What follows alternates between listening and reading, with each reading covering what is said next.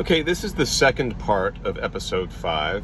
Again, I'm recording this on Sunday, the 14th of April. We're still in chapter 3 on the giants, and we're talking about the different subgroups in this part of the Nephilim. In the first part, we discussed Genesis 6, the text introducing the fact that these fallen entities came in and cohabited with women and gave birth to giants or men of renown.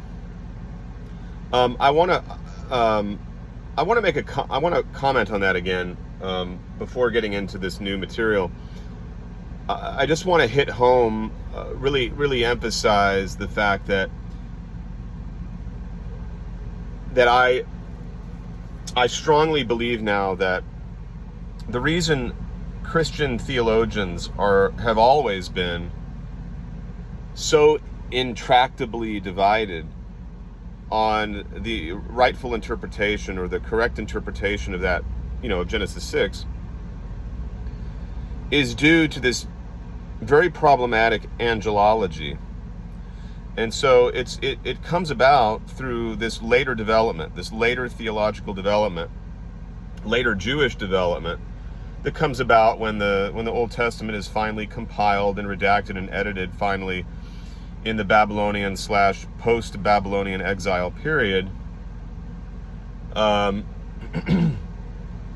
it creates a very difficult conundrum, because those who accept, both sides in the debate have a problem.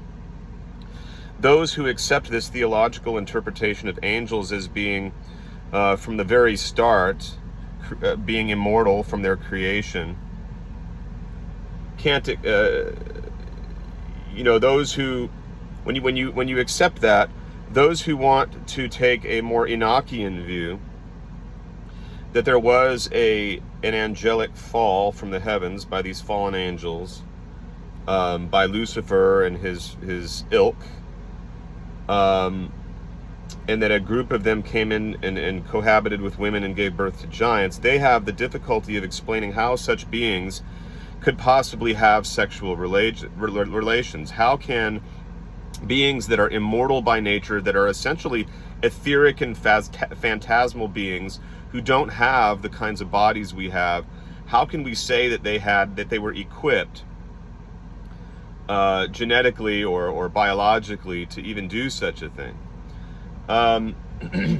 And so that's the objection that the other side in the debate has. They say, well, that's not possible. So these men of renown, these sons of God, they have to be the descendants of Cain. They have to be the wicked, sort of godless descendants of Cain who existed, outside the covenantal boundaries of God's relationship with Israel, with the Jews. And they were warriors. They were kings and rulers. They were brutal. Taught the people all sorts of wicked arts and so on. And they were the Cainites. That's problematic too. And of course, the fundamentalist evangelical scholar Michael Heiser really destroyed that position, and I wouldn't mind digging into his stuff in this series at some point, perhaps after I get through the book, so we can look more carefully at his arguments.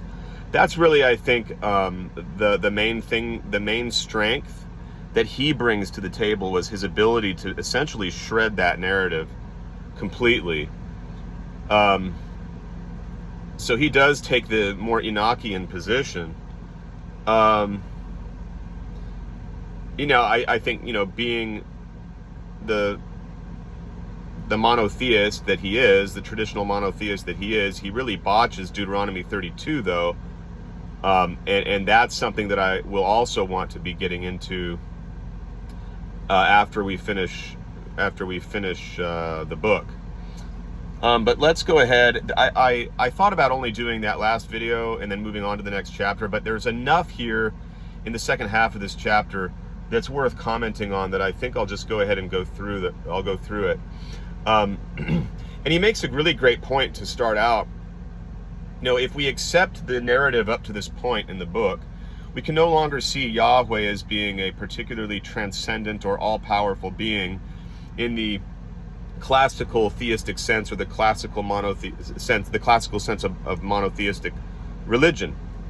So we kind of have to assume that God was not omnipotent. So he says here, that's how we need to read Numbers 13. This is where Moses sends out spies to spy out the land of Canaan for its conquest. Yahweh wanted, his people to conquer Canaan. And he says God was certainly powerful, but not omnipotent, and Moses knew this. He was also aware that the goal was to be achieved by counting on his people's own strength. He therefore sent out scouts to acquire the necessary information. After 40 days, they came back bringing information and local products. They reported that the land was very attractive, but it was inhabited by strong and aggressive people. So here he quotes Numbers 13:28, and there we saw the one born from Anak.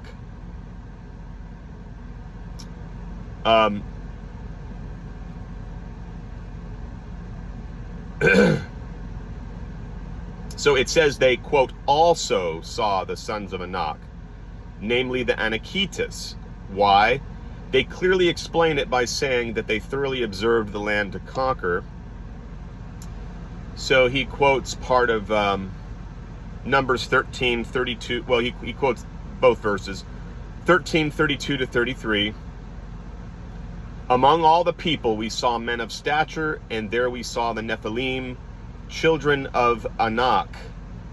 Compared to the Nephilim, in our eyes, we were like locusts, and such we were in their eyes.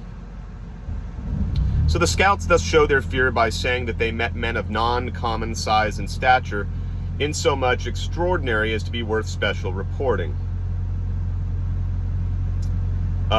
We find the same thing in Deuteronomy. In Arava, beyond the Jordan, Moses addresses a speech to the people, recalling the events that occurred during the pilgrimage in the desert. And he also evokes the occasion when the Israelites rebelled against the will of their leader, Elohim, in Deuteronomy 1:28. The people are big and being taller than us. Cities are large and inaccessible, high up in the sky, as well as the Anakites' sons were seen there. So then Moses reminds them that their Elohim, called Yahweh, had fought for them many times right before their eyes. In this regard, we cannot help expressing our disappointment, and yeah, disappointment is an understatement, at the apparently definitive loss of an extra-biblical book called the Book of the Wars of Yahweh, cited in Numbers 21:14.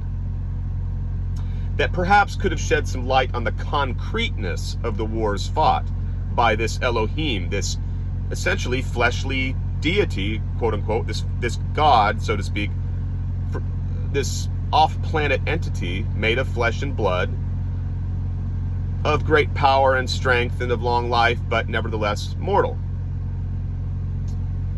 who made a pact with these particular people, Moses and his people. Unfortunately, the Bible only keeps a vague memory of these fights. Evidently, everyone knew about the events narrated in the Lost Book, and therefore it was considered unnecessary to report the details. So then he goes on and just speculates whether the book was lost, the Book of the Wars of Yahweh, or whether it might have been deliberately hidden.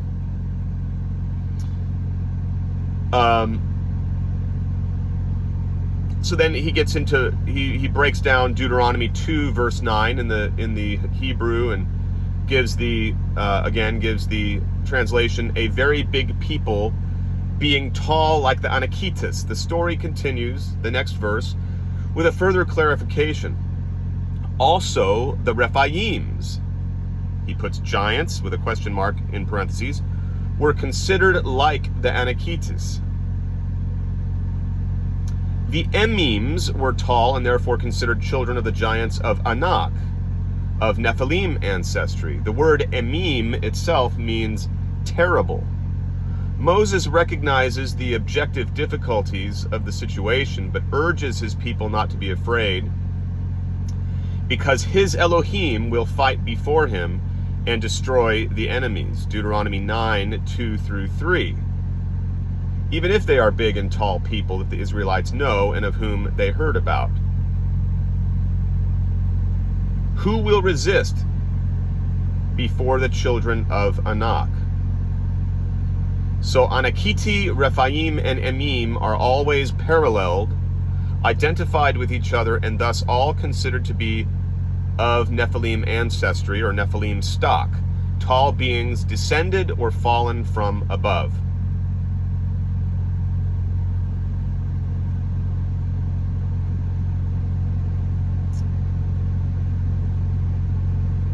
But the book of Deuteronomy also recalls the name and size of one of these Rephaims.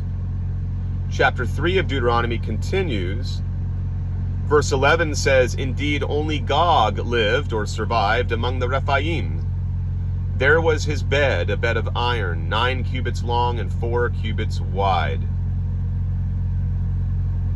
And then, of course, he mentions the story of David and Goliath. Goliath would have been one of these giants from among the Philistines, recorded in the book of 1 Samuel 17, 1 through 11.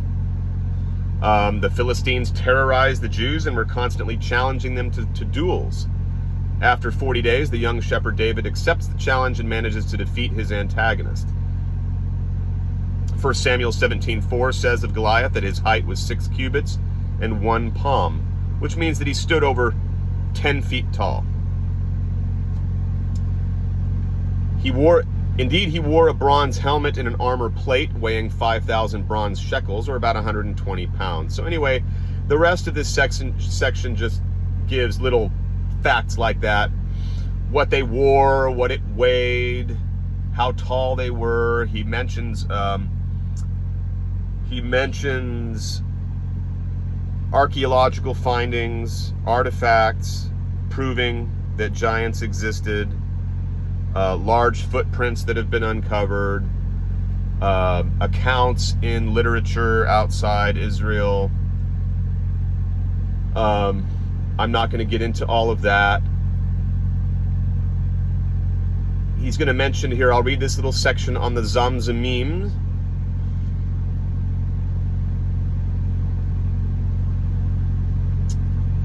Little bit of history here that I think is kind of interesting that we should probably go ahead and just imbibe for the sake of having kind of a thorough and holistic understanding of this biblical theme. 3 leaders are worth mentioning. Supposedly Anakitis means long-necked, so they had long necks. 3 leaders worth mentioning are Ahiman, Sesei, and Talmai. They had Aramaic origins and were defeated by Caleb, to whom the city of Hebron surrendered. They were then destroyed by Joshua, leaving their traces in Gaza, Ashdod, and Gath. Gath is Goliath's city. The Rephaim, the race to which Og, son of Bashan, belonged, occupied Ammon, or the Transjordan, from Mount Hermon down to Ammon, along with the Anakites. They were defeated by Joshua Yahweh during the wars for conquest. David would later fight against some of them who were living in the West Bank, and then he citing 2 Samuel 21:15 through 21. They also lived in Gilead, where they were destroyed by the Amorites. The Zamzamims also belonged to the Rephaim race, living in the region of Ammon in the Transjordan, and were defeated by the Ammonites, which overtook their territory. The Zamzamims, like the Anakiti, were described in Deuteronomy 2:20 through 23 as tall. The name Rephaim was already quoted in the Canaanite story before the Jewish conquest. The etymology or origin of the name Rephaim is uncertain. Some say the name refers to the concept of healing, pertaining to the root Rapha. The fact that the Anunnaki held a special medical knowledge is a fundamental assumption for the system of hypothesis that we are discussing here. It is curious to note that the term Rephaim also indicated the inhabitants of the Sheol, the other world, the world beyond.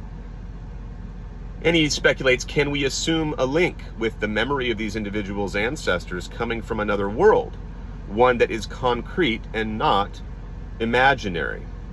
Finally, the Emims lived in the territory of Moab, southeast of the Dead Sea. And of course, the Moabites, I believe, came from Esau and his descendants. The Moabites themselves gave them the name Emim to distinguish between them and the Rephaim. According to Genesis 14:5, the Emims were defeated by Kedorlaomer and his allies in the plain of Kiriataim. The city was destroyed and then rebuilt by the tribe of Reuben in Numbers 32:37, and see also Joshua 13:19. The names of these peoples also show a geographical correspondence with the Rephaim Valley, which is identified with the plains of El Bakah, southwest of Jerusalem.